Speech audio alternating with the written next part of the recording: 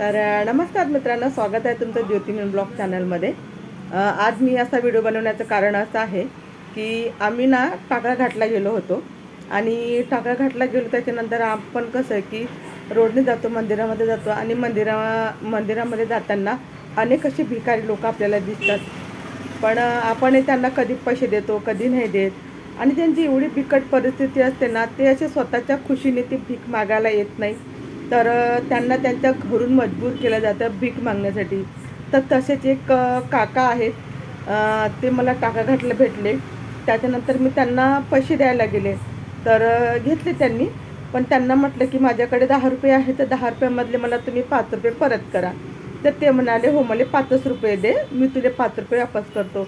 तर खरोखरच त्या काकांनी मला 5 रुपये परत केले, त्यांच्याकडे होते। आणि सगळ्यात महत्त्वाचं म्हणजे त्यांना त्यांच्या परिवाराने मजबूर केलं त्या मंदिरात राहण्यासाठी, बरं का।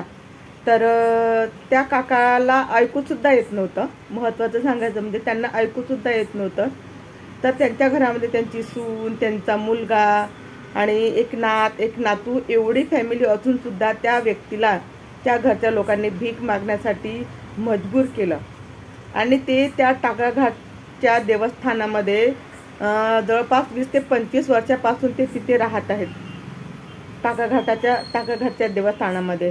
तर विचार करा मित्रांनो, किती वाईट परिस्थिती आहे आपल्या यवतमाळमध्ये, आपल्या भारतामध्ये। काही मुलं आईवडिलांची जबाबदारी घ्यायला मागे पुढे पाहतात, घेतच नाही आणि त्यांना असेच अनाथ सोडून देतात। आपण जन्म त्यांच्या पोटी घेतला, त्यांनी जर आपल्याला असंच वाईट सोडून दिलं असतं तर, है ना। तर तो व्हिडिओ मी टाकत आहे मित्रांनो, तो व्हिडिओ तुम्ही बघा आणि अक्षरशः तुमच्या डोळ्यामध्ये पाणी आल्याशिवाय राहणार नाही। एकदा नक्की तो व्हिडिओ बघा आणि मला कमेंट करून सांगा की तो व्हिडिओ कसा बनलेला आहे।